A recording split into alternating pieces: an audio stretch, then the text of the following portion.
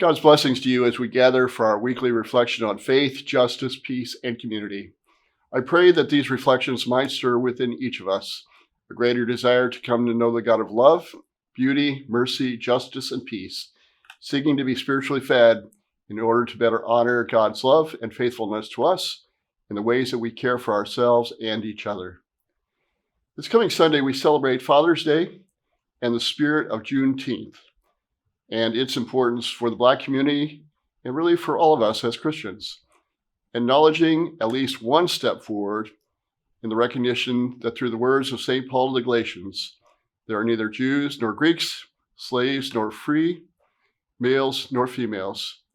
You are all the same in Christ Jesus. A goal we are still fighting to realize for our Black and indigenous brothers and sisters and all people of color. The gospel seems quite appropriate for these two celebrations today. We have the familiar story of Jesus and his disciples crossing over the Sea of Galilee when a storm arises. Jesus is asleep in the stern of the boat, and the disciples are panicking, despite the fact that they have already witnessed some pretty amazing miracles performed by Jesus. Their faith has not yet deepened in them to overcome their fear and trust that Jesus has their backs. Sometimes this group mentality and fear can feed on itself and magnify it in a way that clouds our faith, something that we see all too often these days. How does Jesus respond? He commands the weather, "Quiet, be still," and the storm stops. I like to say that since Jesus was in the stern of the boat, that he gave the storm a stern warning.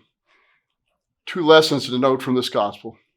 Jesus has direct power over the earth and sea and wind, but because of free will, he cannot control us. Therefore, we have the choice to buy into fear or build upon our unquestioning trust and faith in Jesus. The other lesson for us is that storms aren't always bad things. Sometimes we would prefer that life would be all smooth sailing, or that we could just sit back in our boats in still waters and relax. But the reality is that storms can serve a purpose to move us more quickly where we need to be, and to trust that Jesus and his companions, you and me, will get us there together safely. That is why the storms around racial justice are important, to move us with the assistance of faith and a faith community with Jesus on board, to realize that in God's eyes, we're all supposed to be equal passengers on the journey to the other side of racial inequality, and the other side of life. And that is one reason that we celebrate our Father in heaven and our earthly fathers this coming Sunday.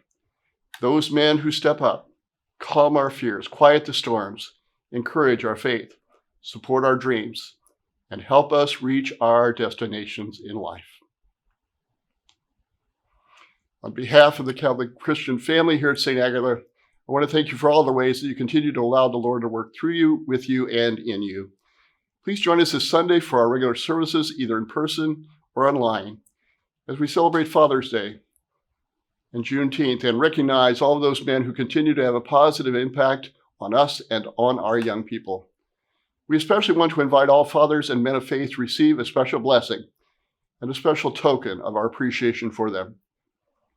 Thank you, and in all things, be blessed.